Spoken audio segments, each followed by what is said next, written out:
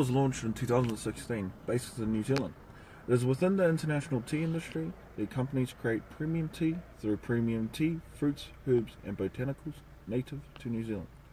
Their vision is looking towards bringing a distinctive freshness and excitement to the tea category.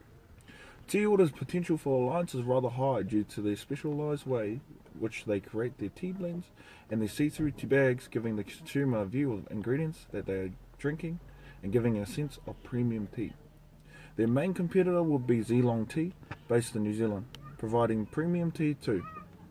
Tea Order is indifferent to their competitor as they are a young business and had less time in the market than Zeelong.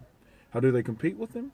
Well, there is a current alliance with Brew Group, which is an example of a horizontal alliance where two or more businesses join together within the same industry.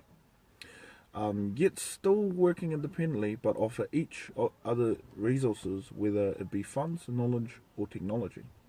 This opens up Tea Order to the international market, giving them more exposure to the world, where if they tried alone, it would be much harder. Possible new alliances for Tea Order would be a joint venture where two or more companies have a small overlap where other firms can contribute and put together their resources. A possible joint venture would be with 100% pure New Zealand honey, which operates within the international honey industry.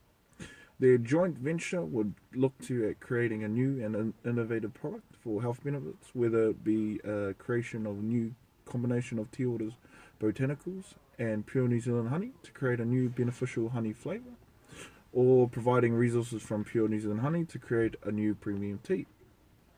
So in order to make this happen and have a higher success rate over some steps I am going to provide. Firstly, you'd want to identify long-term strategic drivers for each firm, look at the gaps and the overlaps.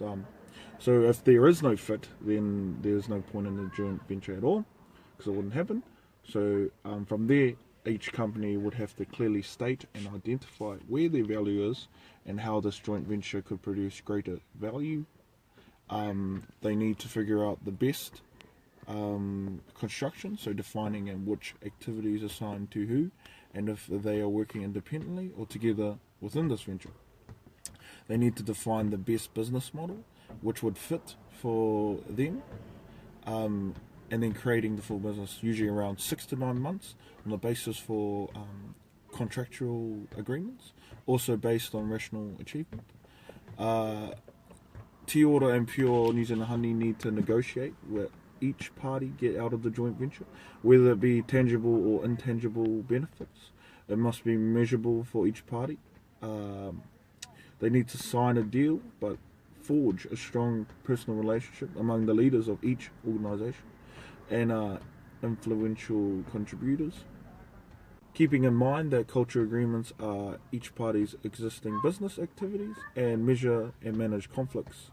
Also going on to selecting the joint venture leader and who is to govern it, which creates a separate authority, creating sufficient scope for the joint venture. Things to think is avoiding accidental anti-competitive effects like antitrust, collision is harshly enforced.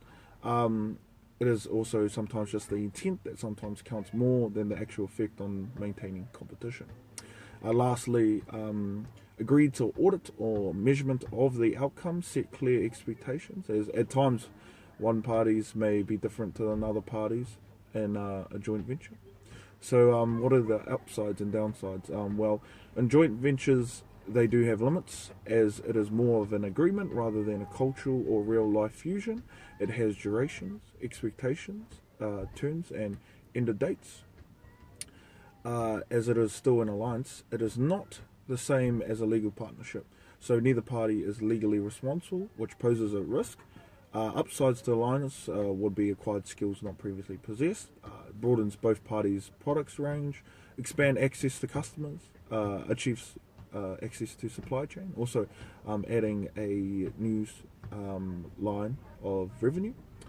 But with all these pros, there are cons, like some mistakes could include low level commitment, poor planning, hidden agendas, lack of understanding of objectives, unrealistic expectations, and overly being dependent on the alliance.